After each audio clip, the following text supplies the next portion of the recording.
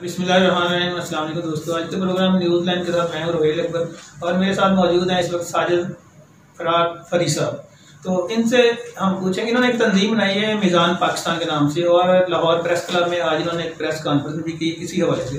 इनकी जो तंजीम है मीज़ान पाकिस्तान, वो किस मकसद के लिए बनी है, इनसे हम पूछेंगे कि आपका मकसद क्या है। अस्सलाम वालेकुम साजिद साहब। वालेकुम सलाम। जनाब मेरे साहब गुजारिश ये है कि पाकिस्तान में नमाज का जो रुझान है वो बहुत कम हो रहा है। ठीक है, हम मुसलमान हैं, हमारा मुसलमानों का मुल्क है, हमारी जो नई नस्ल आने वाली है, अगर यही सिलसिला रहा तो शायद 10, 20, 30 साल बाद नमाजों की तादाद और कम हो जाएगी। ठीक है, हमारे मिशन में मकसद में 2-3 चीज़ें। एक तो नमाज जो है ना, ये बच्चों में ख़ास तौर पे नमाज पढ़ने का रुझान पैदा करना। दूसरा ये है कि कुरान मजीद पढ़ना, और कुरान मजीद जो है वो मैने के साथ, तर्जमा के साथ पढ़ना, ताकि जो बच्चा कुरान पढ़ता है या बड़ा पढ़ता है उसको ये पता चले कि कुरान मजीद हमें क्या कह रहा है।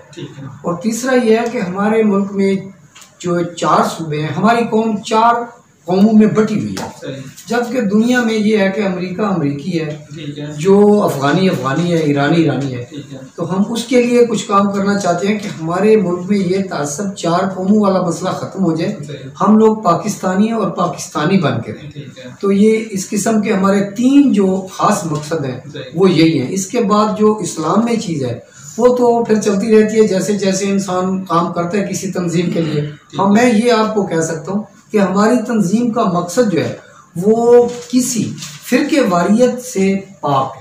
ठीक है, इसमें फिरका वारियत तो कोई ताल्लुक नहीं है। जो जिस मजहब पे है बस नमाज पढ़े, तर्जमा से कुरान पढ़े, मुसलमान बनकर एक पाकिस्तानी बनकर आप लोग। जी, बड़ी अच्छी बात है, आपका सारा मकसद तकरीबन सामने आ गया। बाकी जो आपकी बातें इस वक्त हम नहीं कर सके, वो आपकी जो प्रेस कॉन्फ्रेंस है वहाँ पे आपने सारी बातें तकरीबन तफसील से बता दी हैं। जी बिल्कुल। तो अभी हम आपकी वो प्रेस कॉन्फ्रेंस जो है वो दिखाएंगे अपने नाजरीन को, और जो आपने बातें की, खासकर आपके जो बेटे ने बड़ी अच्छी गुफ्तगू की है। जी माशा। वो सबसे पहले हम आपके बेटे की वो चलाएंगे, उसके बाद फिर हम आपकी वो प्रेस कॉन्फ्रेंस दिखाएंगे। मेहरबानी। आइए हम देखते हैं प्रेस कॉन्फ्रेंस।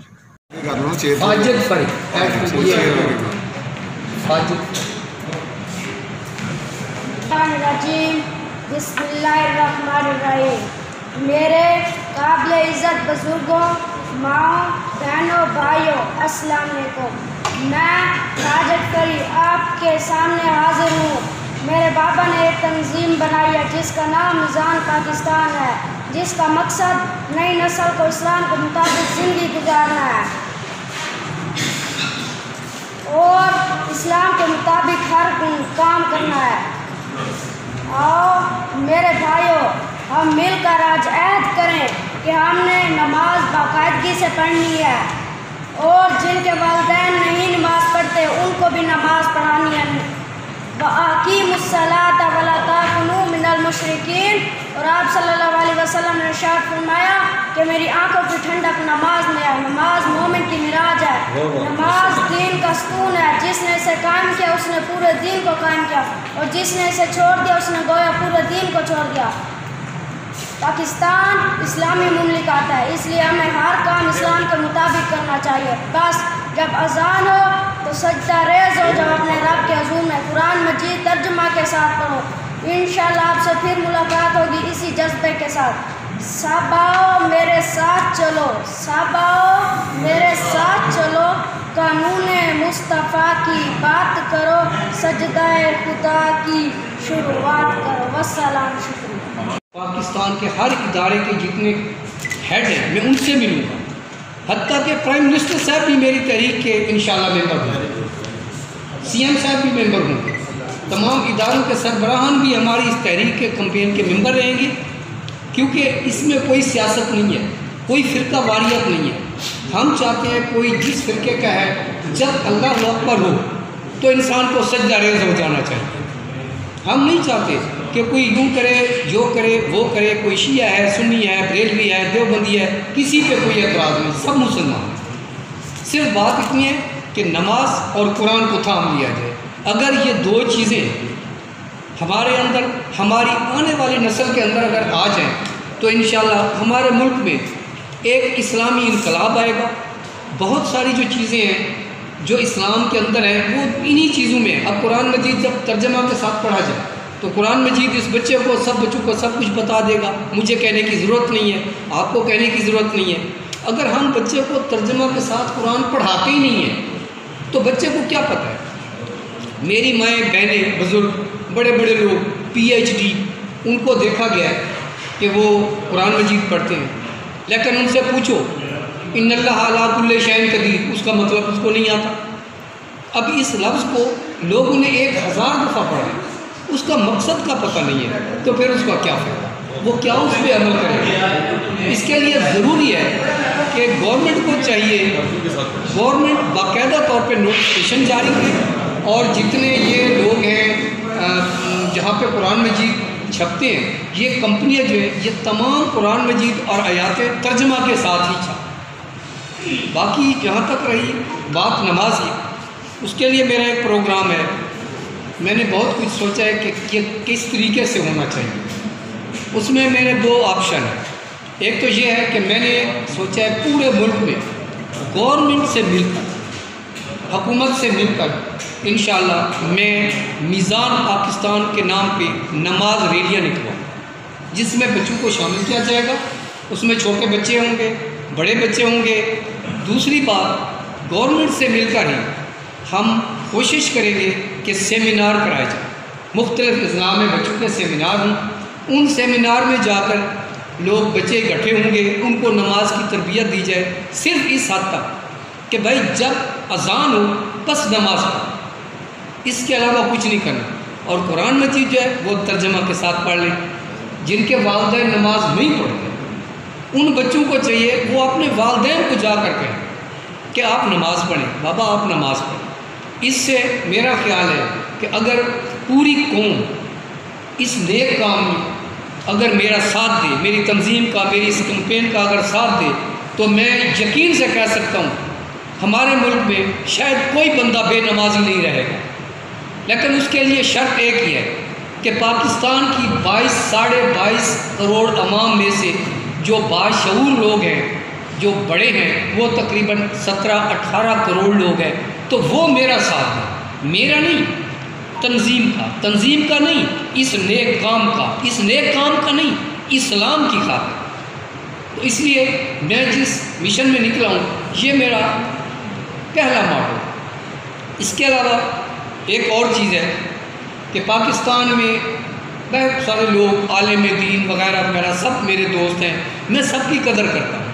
उन लोगों ने बहुत कोशिश की है कि इस मुल्क में इस्लामी कानून नाफिज किया जाए, लेकिन ना हो सका। और अब भी मैं कह रहा हूँ कि निज़ाम मुस्तफ़ा लाना पाकिस्तान में ख़ासा मुश्किल है। निज़ाम मुस्तफ़ा में तो हुज़ूर पाक सल्लल्लाहु अलैहि वसल्लम ने जो चीज़ें बताई हैं, जो उन्होंने कानून बनाए हैं, वो इस तरह के हैं, वो हमें इस वक्त बहुत मुश्किल लग रहे हैं, हमें वो मुश्किल लग रहे हैं। मेरे पास अगर 10 कोठियाँ हैं, जब 10 कोठियों का मालिक हूँ, तो क्या ख्याल है निज़ाम मुस्तफ़ा में मुझे 5 देनी पड़े तो वो मैं दूँगा? कभी नहीं दूँगा, मैं नहीं देने के लिए तैयार। हाँ, उस पर भी मैंने एक थोड़ा सा जहन बनाया है कि निज़ाम मुस्तफ़ा ना सही, कम अज़ कम कानून मुस्तफ़ा राइज कर दिया। कानून मुस्तफ़ा एक शिक मैं ये अवाम से भी कहता हूँ मुतालबा करे हुकूमत से, और मैं हुकूमत से भी कहता हूँ कि वो पाकिस्तानी कौम पे एहसान करे कि सिर्फ कानून मुस्तफ़ा में ये है कि जितने जराइम होते हैं कम अज़ कम उनका जराइम है उनकी सज़ा ही इस्लाम के मुताबिक दी जाए, जो हज़रत पाक सल्लल्लाहु अलैहि वसल्लम ने 1500 साल पहले मुंतखब की थी। आज भी वो सऊदी अरब में है। ये फ़िरक़ावारियत की तरफ ना जाए, सब 1500 साल पहले हज़रत पाक सल्लल्लाहु अलैहि वसल्लम ने जो सज़ाएँ मुंतखब की थी, ये हमारे उलमा, हमारे आलिम, हम सब मिलकर उसी पे अमल करें।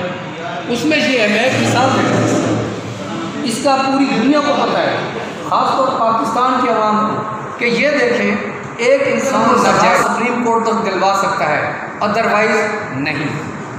क्या यह कानून है? किस इस्लाम की किताब में लिखा हुआ है? किस मज़हब की किताब में लिखा हुआ है?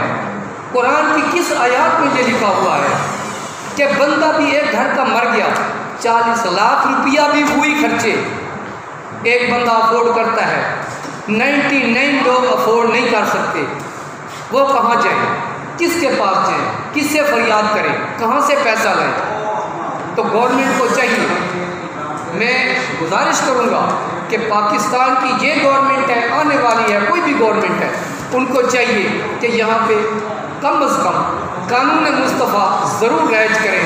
जो जराइम होते हैं उनके लिए सज़ा के लिए अलग जजेस बिठा दें, जो बड़ी सज़ाएँ हैं काजी बिठा दें, इन्हीं जस्टिसों में से कोई भी जजों में से बिठा दें, ये एक अलग बात है। लेकिन कानून जो है उनके लिए कानून मुस्तफ़ा जो बना था उसके हिसाब से ही सज़ा दी जाए कम अज़ कम इन लोगों को। बाकी निज़ाम मुस्तफ़ा के लिए खुदा करे कि यहाँ पे कायम हो सब चीज़, निज़ाम मुस्तफ़ा हो। ये भी हमें शौक़ है, हमारा दिल है, हमारा मूड है, हमारा शौक़ है कि पाकिस्तान में आज की रात ही कानून निज़ाम मुस्तफ़ा राइज हो जाए। लेकिन उसके लिए इतना ज़ोर देकर कहने का फ़ायदा इसलिए नहीं है कि कुछ काम मुश्किल होते हैं, मैं भी समझता हूँ, मैं जानता हूँ। अब दूसरी तरफ आ जाए, पाकिस्तान में देखा गया है सऊदी अरब में सब अरबी हैं, अफ़गानिस्तान में अफ़गानी है, हिंदुस्तान में हिंदुस्तानी है, लेकिन पाकिस्तान में हम 4 कौमों में बैठे हुए हैं। अगर किसने हमें ये 4 कौमें दी हैं, क्यों दी हैं, किसने की दी, इस छोटी नस्ल में क्या जुर्म किया है कि हम इनको 4 कौमें देकर मर रहे हैं। इसका जुर्म मैं, इसका मुजरिम मैं हूँ, इसका जुर्म मैं, इसका मुजरिम मेरे पापा है, मेरे रिश्तेदार हैं। मैं किसी पर तनकीद नहीं करता, मैं खुद पे कहता हूँ कि इस जुर्म में मैं शामिल हूँ, इसमें मेरे वालिदैन शामिल हैं जिन्होंने इस कौम को तकसीम कर दिया है, कौम को 4 हिस्सों में। उसके लिए मैं इंशाल्लाह कोशिश कर रहा हूँ कि मैं निज़ाम पाकिस्तान के नाम से एक इंशाल्लाह रजिस्टर्ड करा रहा हूँ तहरीक तंजीम, और उस पर मैं एक कमेटी बना रहा हूँ। उस कमेटी में 4 सूबों से इंशाल्लाह एक रिटायर्ड जस्टिस, एक एडवोकेट, एक टीचर, एक डॉक्टर, यानी हर तबके से एक लोग, वो कम अज़ कम कोई 50-100 लोगों की कमेटी बना रहा हूँ। उस कमेटी में फिर हम फैसला करेंगे कि हमें कौन सा लाएमल अख्तियार करना चाहिए कि हमारी ये कौम है, ये एक दूसरे को सिंधी पंजाबी वाला तासुब खत्म कर दे। खुदारा ये पाकिस्तान है, ये इतना सा मुल्क है, अगर मेरी स्पीच, ये मेरी आवाज़, ये मेरी तहरीक पूरे पाकिस्तान में जहाँ भी जाए तो मैं पूरे पाकिस्तानियों से कहूँगा कि आप मेरा साथ दें, आप मुतालबा करें हुकूमत से, मीडिया से, सबसे कि हम एक कौम है, हमें एक कौम के नाम का नारा चाहिए। हम पाकिस्तानी हैं, ना कि हम सिंधी पंजाबी हैं। ये सिंध है, ये पंजाब है। अब मेरे रिश्तेदार सिंध में बैठे, सिंध वाले रिश्तेदार यहाँ बैठे, वहाँ तो हमने रिश्तेदारियाँ कर रखी है, उधर हम एक दूसरे को सिंधी पंजाबी कह रहे हैं। ये कहाँ का असूल है, ये कहाँ का तरीका है, ये हम क्या कर रहे हैं, हम किस जगह पे जा रहे हैं। क़यामत को मालूम नहीं कितना देर है, कितना अर्सा देर है, 100 साल है, 200 साल है, 500 साल है। जो मैंने मैट्रिक में देखा था 85 में, उससे आज मैं पाकिस्तान को, कौम को, मुआशरे को बहुत तब्दील पा रहा हूँ। अभी 50 साल बाद पता नहीं क्या हो, उससे 100 साल बाद मालूम नहीं क्या होगा। ये ज़रूरी है, ये मेरा ईमान है। मैं बरमला कहता हूँ कि ये जो सरजमीन है इंशाअल्लाह पाकिस्तान की, ये क़यामत तक मुल्क को कायम रहेगा, क्योंकि इसमें अगर हम नमाज नहीं पढ़ने वाले लोग तो इसमें पढ़ने वाले भी मौजूद हैं। और मैं उसकी एक मिसाल देता हूँ कि हमारा मुल्क क्यों कायम, मैं सुनता रहता हूँ कि हमारे अंदर इतने जराइम मामलात हैं, लड़ते हैं, झगड़ते हैं, इंसानियत के कातिल बैठे हैं। ये देखो 2-4 दिन पहले कितने बड़े बड़े केस आए हैं सामने मीडिया पे, लेकिन हम क्यों करें, उसकी भी एक वजह है। शायद पाकिस्तान का कोई मुसलमान अगर अल्लाह ना करे बुरा है, चोर है, डाकू, वो चोरी करने जा रहा है, डकैती करने जा रहा है, रास्ते में अगर उसने देखा है कि कोई आयात का एक पेज पड़ा है जिसके अल्लाह ताला का नाम कुरान मजीद कोई ऐसा लफ्ज़ लिखा हुआ है, वो फौरन जाकर चोरी करने लगे, वो फौरन उठाएगा, उसे छूएगा, उसको ऊंची जगह दिल करेगा, उसके बाद वो अपने उसी काम पे चला जाएगा। तो मेरा ख्याल है कि अल्लाह ताला बहुत बड़ी ज़ात है, बहुत करीम है। अल्लाह ताला शायद देख कर इसीलिए हमें उसने क्या रखा है कि देखो ये मेरे कैसे पाकिस्तानी मुसलमान है, कि चोरी भी करते हैं और मेरा एहतराम भी कर रहे हैं, चोरी भी करते हैं मेरे कलाम का भी एहतराम कर रहे हैं, चोरी करते हैं मेरे नबी का भी कलमा पढ़ रहे हैं। तो इसलिए शायद अल्लाह ताला ने क़यामत दैम रखा हुआ है और इंशाल्लाह हम क़यामत दैम रहेंगे, हमें कोई कुछ नहीं कर सकता। क्योंकि मेरा ताल्लुक एक आम घराने से है, मैं बड़े घराने से नहीं हूँ। और मैंने नीचे देखा है कि लोग क्या करते हैं, क्या कहते हैं, मैं सुनता हूँ। मैं पब्लिक में से, मैं एसी के नीचे पैदा नहीं हूँ, मैं एसी के नीचे पैदा नहीं हुआ। पब्लिक में देखता हूँ कि लोग बहुत सारे चीज़ों का मुतालबा करते हैं जो मैं कह रहा था, लेकिन उनको आवाज़ उठाने के लिए कोई वक्त नहीं है, पता नहीं जुर्रत नहीं है, पता नहीं हिम्मत नहीं है, पता नहीं टाइम नहीं है। अब देखना ये है कि 10 लोगों के साथ जाती होती है, वो क्या करते हैं, वो करते चलो जी मैंने तो ये काम करा लिया, 100 रुपया दे दिया, जो हुआ है छोड़ो, मैं क्या करूँगा, छोड़ो इस काम को, मेरा काम। वो ये नहीं सोचता कि जो मेरे साथ हो रहा है ये पूरे माशरे के साथ हो रहा है, मैं आवाज़ बुलाऊंगा। मैं बरमला कहता हूँ पाकिस्तानी कौम मेरे साथ इस मिशन पे सब आवाज़ उठाओ, सब आवाज़ उठाओ। मैं इसलिए नहीं आया कि यहाँ पर मेरे सामने दौलत के अंबार है, मुझे दौलत नहीं चाहिए।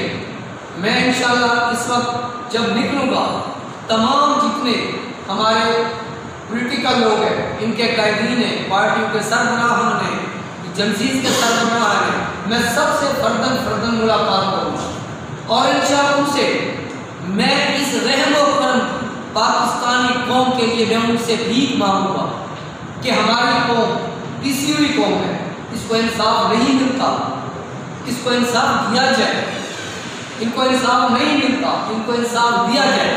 इनके लिए नमाज है, इनको तरबियत चाहिए, इनको टाइम चाहिए, इनको टाइम दिया जाए।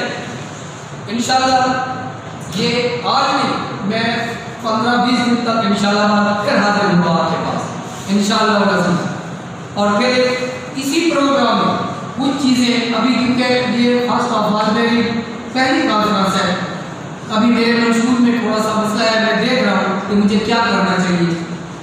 मैंने 3-4 चीज़ें जो है अहम है वो रखी हुई है।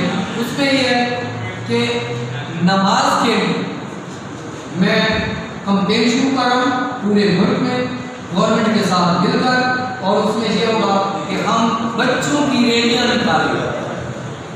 इतवार का दिन छुट्टी होगी, जिस डिस्ट्रिक्ट में रैली होगी वहाँ का DC वो हमें इंशाल्लाह लीड करेगा, वहाँ का CO वो हमें सपोर्ट करेगा, बच्चों की रैलियाँ निकालेंगे। उनका मकसद सिर्फ एक ही होगा, नमाज कायम करो, कुरान मजीद तर्जमा के साथ, इसके अलावा कोई बात नहीं होगी हर जिला।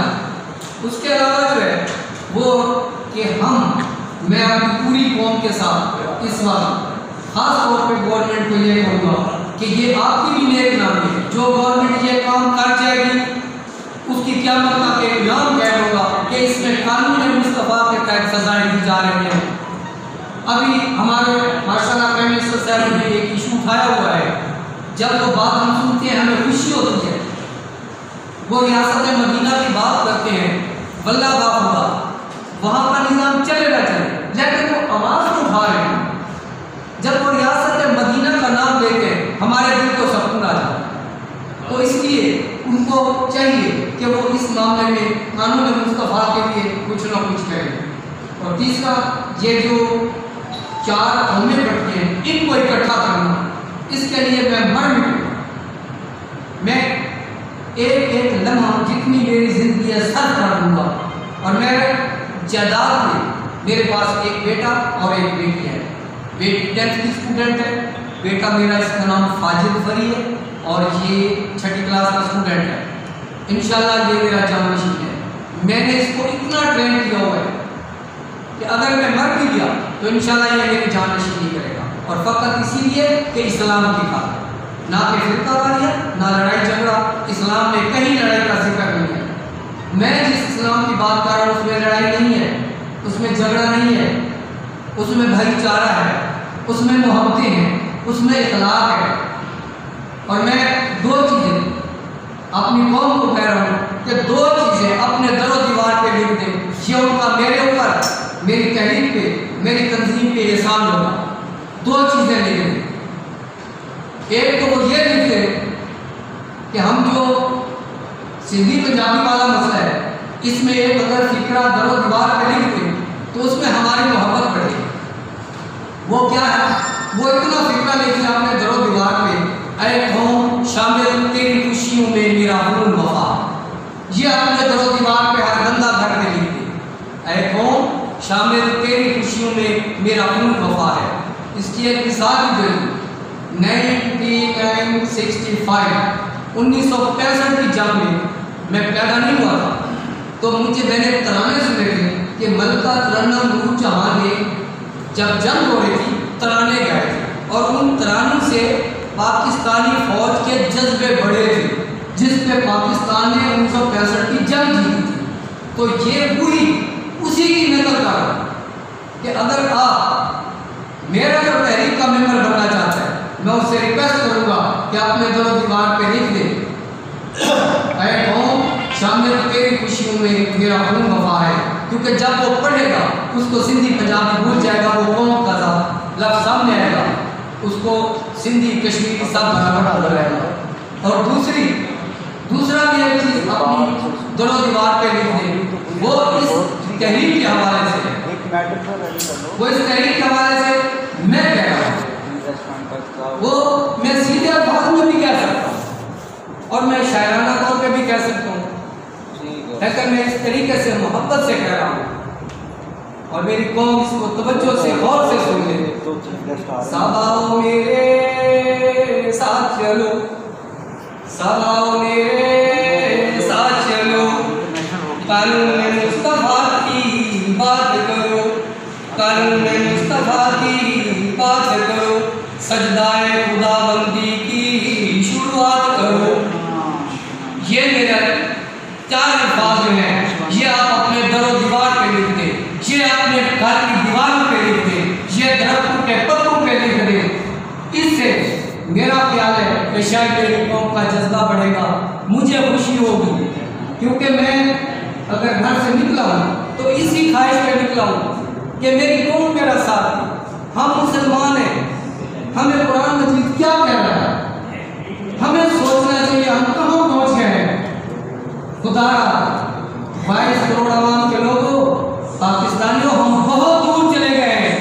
कुरान मजीद में कहीं दिखा दे कि जहाँ पे लिखा हुआ है कि बच्चे को PhD करवाएं, किसी आयात में दिखा दे कि मास्टर करवाएं। हाँ, तालीम है, बच्चे को तालीम दी, ये सच है, लेकिन खुदा सिर्फ PhD और मास्टर नहीं, उसके साथ अगर आप इस्लाम की तरफ भी थोड़ा अपनी नस्ल को ले आए तो शायद ये बेहतर नहीं, बहुत बेहतर होगा। क़यामत के दिन इन बच्चों की जिम्मेदारी हमारे सर पे है, इनका बिगड़ने के जिम्मेदार हम हैं। अगर आज हमारे बच्चे नमाज पढ़ते हैं, इनमें 2 फायदे, जो 2 लाख बच्चा नमाज पढ़ना शुरू होते, 1000 पढ़ना शुरू होते, उनमें वालिदैन के लिए एक फायदा है। वालिदैन के लिए क्या है? बच्चा तो नमाजी बन गया, लेकिन वालिदैन ने जो नमाजें कज़ा की हैं, शायद उनका कफारा बच्चों की तरफ से अल्लाह ताला मान ले, शायद अल्लाह ताला कफारा मान ले जो मैंने नमाजें नहीं पढ़ी। मैं सच कह रहा हूँ कि मैं पहले नमाजी नहीं था, 1 साल पहले बस कुछ एक ऐसा मसला हुआ, बल्कि साल भी नहीं, थोड़ा हुआ है, मैं जुमे में गया, जुमा नमाज पढ़ी, हमारी मस्जिद भरी हुई थी। मैं बेसिकल लिया सिटी से ले रहा था, तो मैंने जब नमाज पढ़ी तो मुझे जगह नहीं मिली मस्जिद में, मैं लास्ट में आखिर मस्जिद के बाहर स्ट्रीट में गली में जाकर नमाज पढ़ी। उसी दिन मैंने मगरिब की नमाज उधर पढ़ने आ गया, जब आया खुदा की ज़ात दुआ है, हम 16-17 लोग थे, पता नहीं क्या हो गया, हमें हो क्या गया कि जुमे के बाद मस्जिद भारी, जुमा इतना ज़रूरी है, ये भी ठीक है, लेकिन क्या वो मगरिब की नमाज असर की ज़रूरी नहीं है? वो भी ज़रूरी है। मैं गुजारिश करता हूँ अपने हमउम्र नौजवान और बुजुर्गों को खुदारा नमाज पढ़े, अगर आपसे नहीं भी पढ़ी जाती तो मैं जिस मिशन पे निकला हूँ इंशाल्लाह मैं बच्चों, आपके बच्चे, मेरे बच्चे, मैं बच्चों को लेकर साथ निकल रहा हूँ। जब भी मेरी किसी ज़िले में रैली हो, आप अपने बच्चों को ज़रूर रैली में शामिल करेंगे। मैं सिर्फ इनको 2 चीज़ें बताने के लिए निकला हूँ, एक नमाज कायम करो और कुरान मजीद तर्जुमा के साथ, क्योंकि कुरान मजीद में जो चीज़ है उसमें तालीम है, डिग्रियाँ हैं। जब एक बच्चा कुरान मजीद तर्जुमा के साथ पढ़ लेगा और नमाज पढ़ेगा, बाकी चीज़ें हमें बताने की ज़रूरत नहीं। जब बच्चा कुरान का तर्जुमा पढ़ेगा तो कुरान मजीद खुद उसे बताएगा, रोज़ा खुद उसे कहेगा ज़कात मैं दूँ। जब उसका रहनुमा उसको खुद ही कहना शुरू कर देगा, मेरी ड्यूटी, आपकी ड्यूटी, वालिदैन की ड्यूटी, इस नस्ल को नमाज और कुरान तर्जुमा वैसे, क्योंकि वैसे कुरान मजीद बच्चा पढ़ता है, वो पढ़ता रहेगा। अब उसको पता नहीं कि मैंने जो आज आयातें पढ़ी, उन आयातों में क्या लिखा था, उन कुरान मजीद मुझे क्या कह रहा है, अल्लाह ताला मुझे क्या फरमा रहे हैं। तो इसलिए खुदारा कुरान मजीद, ये मेरा बार बार रिपीट करने का मकसद ये नहीं कि मैं टाइम ले रहा हूँ, मेरा रिपीट करने का मकसद मैं जोर देकर कह रहा हूँ कि इस बात को तवज्जो से सुने, अमल करें। और उसके अलावा जितने मेरे तंजीम के लोग शामिल होना चाहें आए, मुझे ये समझे कि ये बंदा अल्लाह का गुनाहगार बंदा किसी ने रास्ते पे ये निकट पड़ा है, इसकी हेल्प करनी है, तो मेरी एक और मदद करनी। हर माह यकम तारीख नॉमिनेट कर, हर माह यकम तारीख नॉमिनेट कर, उस शाम को, यकम की शाम को शबे सोच के तौर पे मनाए। शबे सोच का मैंने नाम दिया।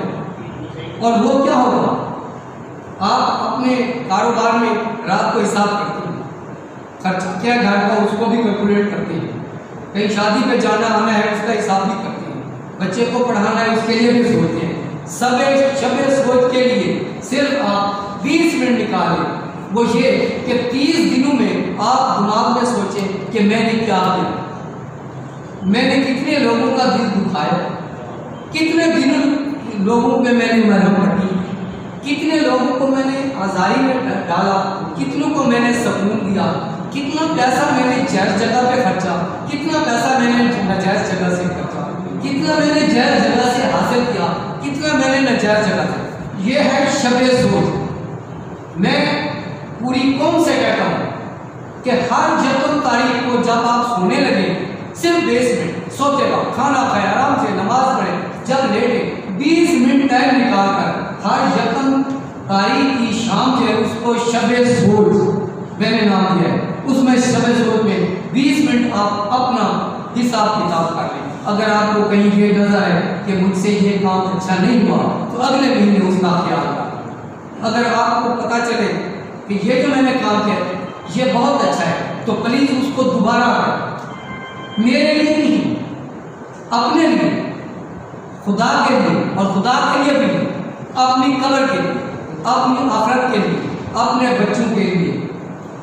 अपने घर में जो कुछ आप खर्च रहे हैं बिल्कुल ठीक खर्च रहे हैं, जितना बच्चों को पढ़ा रहे हैं बिल्कुल ठीक पढ़ा रहे हैं। मैं पूरी कौम का तहे दिल से एहतराम करता हूँ। मैं ये कहता हूँ सारी कौम के पीछे कोई बुरा नहीं है, बल्कि मैं तो कभी एक लफ्ज़ भी गुनगुना, तो एक दफ़ा मेरे एक दोस्त ने मुझे कहा ये कौम कैसी है, तो मैंने उनको पता क्या, मैंने कहा आप कैसे हैं, मैंने कहा मैं, कहते हाँ, मैंने कहा मैं आपको ये बता दूँ कि आप कैसे, कहते हैं बताएं जी क्या है।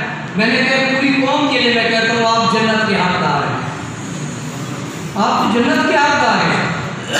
कितनी अजीम, कितनी अजीम, कितनी अजीम उम्मत में से है जिसके लिए नबी कहते हैं कि या अल्लाह हमें हज़रत मोहम्मद सल्लल्लाहु अलैहि वसल्लम की उम्मत में से खड़ा करते हैं।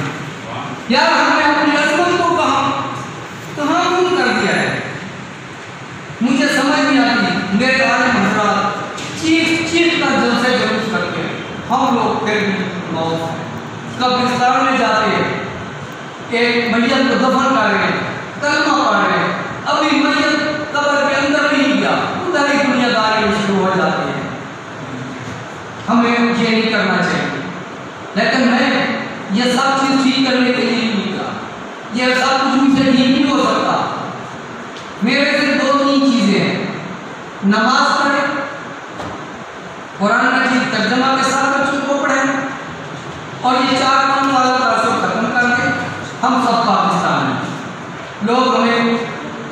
देखकर, सुनकर, सोचकर शायद बातें करते होंगे। वल्लाह बाप, जब मैं टीवी पे देख रहा होता हूँ, खबरें भी देख रहा हूँ, तो माशाल्लाह मीडिया वाले आप खबरें दे रहे हैं, हर बच्चे को देखते हैं, तो वहाँ मुझे हैरानी होती है। मैं अपनी कब्र की कसम खाकर कहता हूँ कि एक रात में रो पड़ते और कोई था स्क्रीन पे बैठा था, वो मेरा पॉलिटिकल दोस्त था, वो कुछ कह रहा था और मैंने उसको देख देख कर मेरे नाम में आंसू आ गया। तो मेरी किसी सामने थे, मैं क्या हो गया, कहते फिर भी मैंने कल जब पूछा उन्होंने तो मैंने उनको बताया कि ये मसला, वो ऐसी बातें कर रहा था, ऐसी बातें कर रहा था सियासी, वो जो अमेरिका, जापान, कनाडा, जर्मनी तक बातें जा रही थी, यकीन करो रोना आता था। यार हम मुसलमान हैं, हुकूमत भी हम हैं, अपोजिशन भी हम हैं, अच्छे भी हम हैं, बुरे भी। चलो यार खुदा का खौफ करो, अगर हम बुरे हैं इस हाल में बैठ कर दूसरे को सीधी बात बता रहे, तनकीद कर रहे, ये राइट है, हक है, सब ऐसा नहीं करना चाहिए, ऐसा नहीं करना चाहिए, ऐसा नहीं करना चाहिए कि पूरी दुनिया देखकर कि पाकिस्तानी कौम का ये हालत है कि पाकिस्तानी कौम क्या करेंगे। तो मैं मौलवी नहीं हूँ, ना ही मैंने बहुत सारी किताबें पढ़ी, मैंने कुरान मजीद इंशाअल्लाह तर्जुमा के साथ पढ़ा है और कोशिश कर रहा हूँ उस पर अमल कर रहा हूँ और अमल करता रहूँगा। बाकी जहाँ पर इनकी मामला है, दुनियावी मामला, उनमें मैं ना कदर रखता हूँ, ना मुझे ज़रूरत है, ना मैंने इलेक्शन लड़ने हैं, ना मैंने सियासत करनी है।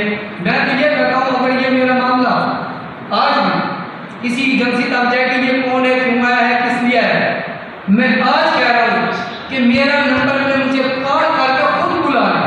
मैं तमाम एजेंसी के जितनी एजेंसीज हैं उनके सरबराह से मिलना चाहता हूँ, मैं तमाम पॉलिटिकल सरबराह से मिलना चाहता हूँ, हत्ता कि मैं चीफ जस्टिस है, आर्मी चीफ सर से मिलना चाहता हूँ और उनको सामने सिर्फ अपना मौक़िफ़ रखूँगा कि जनाब ये मेरा मौक़िफ़ है, मैं तो आम बंदा हूँ, खुदा आपको अल्लाह ताला ने बड़ी बड़ी सीखें दी हैं, आप आए मेरे आगे आप हैं, मेरे आगे लोगों को नमाज की तलकीन करें।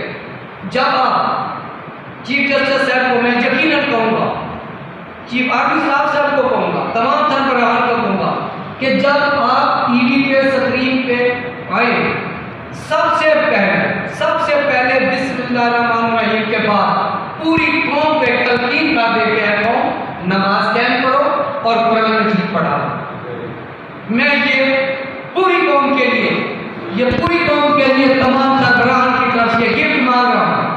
मेरे सरबराहान हैं, अपोजिशन वाले हैं, हुकूमत वाले हैं, एजेंसी वाले हैं, आर्मी वाले हैं, एजेंसी वाले हैं, मैं सबको गुजारिश करूँगा कि जो बंदा, जो ऑफिसर, जो ओहदेदार एक बार स्क्रीन के सामने पहला अल्फाज उनका यही होना चाहिए कि नमाज कायम करें और कुरान मजीद तर्जुमा के साथ पढ़ना है, तो मुझे बहुत खुशी होगी। मैं इस मामले में इंशाल्लाह टाइम भी दूंगा और उन लोगों से मुलाकात भी करूंगा, क्योंकि मैंने अब टाइम जो है ना अपनी ज़िंदगी का वो इसी काम के लिए वक्त करता है।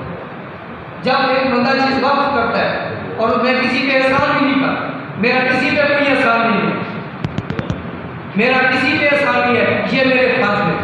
क्यों? उसकी वजह है जब पाकिस्तान हिंदुस्तान था, पता नहीं वो कौन था, मुझे नहीं पता, क्या आज़म रहमतुल्लाह अलैह थे, अल्लामा इकबाल थे, मुझे नहीं पता कि फर्स्ट टाइम पहले किस बंदे ने आवाज़ उठाई कि पाकिस्तान के नाम पे एक आज़ाद मुल्क बनना चाहिए।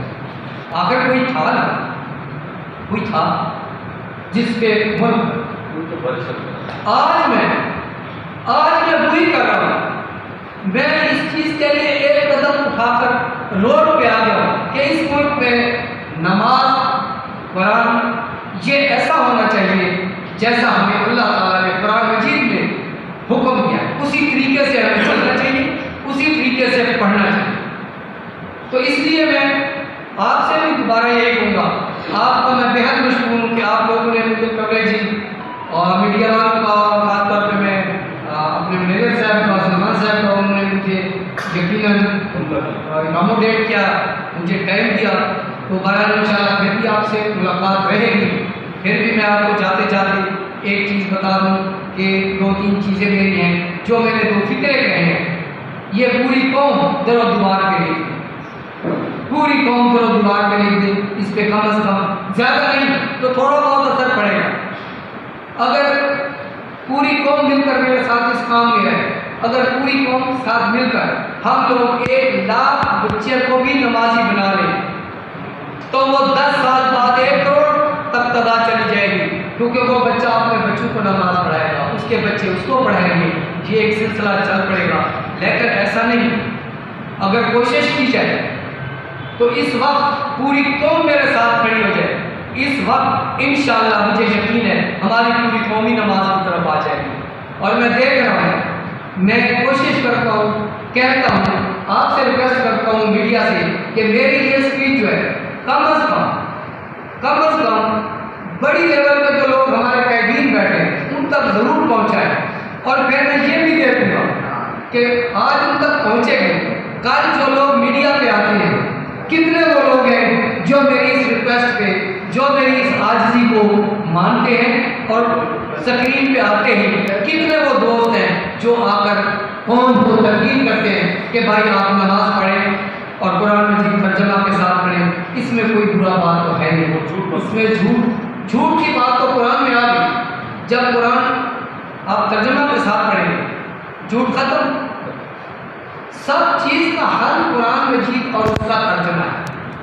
नमाज वो फर्ज है जिसकी माफ़ी नहीं, और कुरान मजीद आपको सीधा रास्ता दे रहे हैं। उसमें बहुत सारी चीज़ें और हैं जो अब मैं नहीं कहना चाहता, क्योंकि मैं उधर चला जाऊँ तो वो एक लंबा मसला है। मैं इस दलदल में, इस मुल्क में माशाल्लाह हम लोग दलदल में फंसे हुए हैं, कोई भी है, तो उसमें जाने की मुझे ज़रूरत नहीं है। उतना काम करो जितना मेरे कांधे उठा सके। मैं वो काम कभी ना मुतालबा करूँगा ना कहूँगा जिस पे मेरे कांधे वजन नहीं उठा सके। और ये भी जो काम मैं कह रहा हूँ, ये मैं अपने सर पे लेकर नहीं कर रहा, ये मैं अपनी कौम से मदद ले रहा हूँ। इसमें आप लोग भी शामिल हैं। अच्छा, इसमें कौम, तमाम लोग शामिल हैं। इसमें कौम आपकी को माली मदद भी करेगी या सारी फंडिंग जो है इसका खर्चा? ये है कि फंडिंग का जो है मैं झोली उठाकर कहीं भी नहीं जाऊँगा कि मुझे फंड चाहिए। मैं किसी से फंड लेने नहीं जाऊँगा, अपनी मदद आप ही नहीं लेने नहीं जाऊँगा। उसका भी एक मैं जिसको जानता हूँ कि ये मुखैर हजरात है जो अफोर्ड कर सकते हैं, भी जाना है, बड़े बड़े लोग हैं, मैं उनके पास जाऊँगा और उनको ये कहूँगा कि आप मुझे पैसे ना दे बेशक, मेरी फलां जगह पे कॉन्फ्रेंस है वो करवा दें, फलां जगह पे सेमिनार है वो करवा दें, फलां जगह पे रैली है वो करवा दें, इस हद तक। और उसमें माशाल्लाह मुझे यकीन है कि बहुत सारे दोस्त शायद ऐसे भी होंगे जो मेरा तरीका, मेरा काम, मेरी मेहनत, मेरा वर्क देकर वो खुद ही मुझे कह देंगे कि जी फलां जगह आप हैं, इंशाल्लाह हम आपके साथ हैं, क्योंकि मुझे ये तवक्कुल है। बाकी ये नहीं कि गली में जाकर मैं किसी से फंडिंग नहीं करूँगा कि गली में जाकर आप दे, दूसरा दे, तीसरा दे। जो अफोर्ड करते हैं लोग उन तक इंशाल्लाह मैं जाऊँगा और उनको कहूँगा कि ये जो आप फंडिंग करेंगे अपने हाथों से करें, आप अपने हाथों से फंडिंग करेंगे। दूसरे दिन मैं मैप पे आकर बताऊँगा कि फलां साहब ने ये रैली, इसका खर्चा, इसका जो अखराजात है ये बंदे ने अफोर्ड किए और उसने किए। मैं उनका कहता नाम ही नहीं